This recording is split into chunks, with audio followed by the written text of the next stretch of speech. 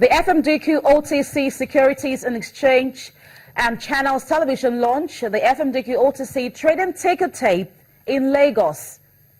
South Africa announces an austere budget aimed at avoiding cuts in its credit ratings and vowed to focus spending on priority areas. Plus, the International Monetary Fund says the global economy is weakened further and warns it was highly vulnerable to adverse shocks. Thank you for joining us on today's edition of Business Incorporated. Welcome to all our viewers from around the world. I am Bolaji Akinwale. Now, the International Monetary Fund says the global economy is weakened further and warned it was highly vulnerable to adverse shocks. It said the weakening had come amid increasing financial turbulence and falling asset prices. The IMF's report comes before the meeting of G20 finance ministers and central bank governors in Shanghai later this week. It said China's slowdown was adding to global economic growth concerns. China's economy, the second biggest in the world, is growing at the slowest rate in 25 years. The agency has called on the G20 group to plan new mechanisms to protect the most vulnerable countries. Now, earlier this year, the IMF downgraded its forecasts for global economic growth. It now expects economic activities to increase 3.4% this year, followed by 3.6% in 2017. It's half day gone into trading at the European markets. Let's get a feel at what's happening over there as we switch to the Frankfurt Stock Exchange, where my colleague Ulrich Batz, DWTV Channel TV correspondent, is standing by. Good afternoon, Ulrich. Hey, good afternoon to you. Welcome to the program. Now, Apple CEO Tim Cook said on Wednesday that it would be bad for America if this company complied with the FBI's demand for help to unlock an encrypted iPhone used by one of the San Bernardino shooters.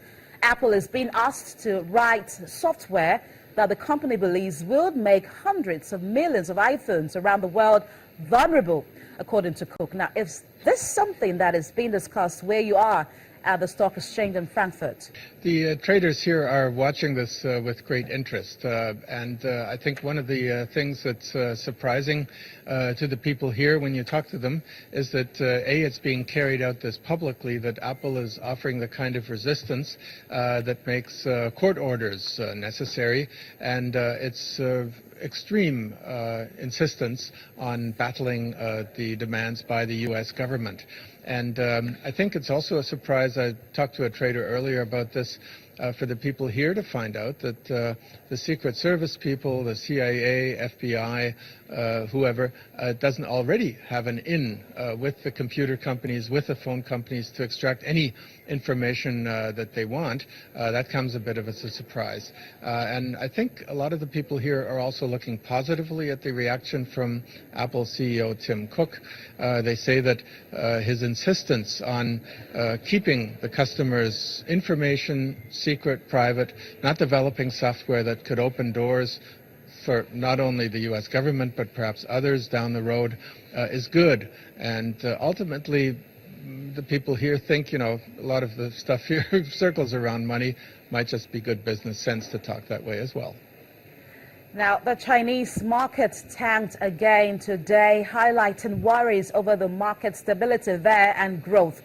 Is that affecting investors' mood in Europe? Yeah, it's surprising it's not affecting the mood adversely at all. It's not keeping the market from gaining. If you look behind my shoulder, you can see the DAX there climbing quite nicely. It's gaining about 1.8%. A lot of shares are gaining in price. Now, that's a bit of a surprise even to the people here in the Frankfurt floor.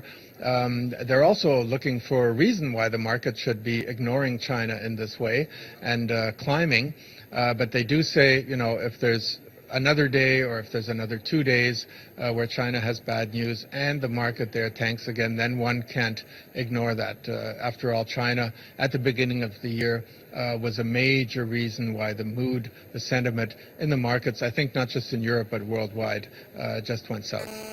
Now, Ulrich, a whole lot of company news came in today, among others in Germany from Henkel and Bayer. Now, both are presenting record results. Tell us more about these.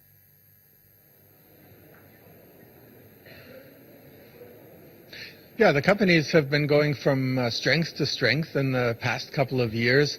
And the profit at Bayer, for example, one of the leading pharmaceutical companies in the world with big agro business, and its operating profit exceeded 10 billion euros. Now, that's a figure one should imagine to write home about, but the investors are reacting in a totally different way. The result was just a little bit short of what was projected, so they're taking the share down. It's losing by quite a margin, going the other way from most of the other shares. Interestingly, Bayer and Henkel also had record results, and interestingly, both CEOs are on their way out, not because they lacked success, but because they've been there a couple of years. They're not clinging to their CEO chairs there. And they both sought new tasks. The Bayer chief, Marien Deckers, a Dutch man with an American passport, is moving over to Unilever, a consumer goods company, to take the chairmanship there.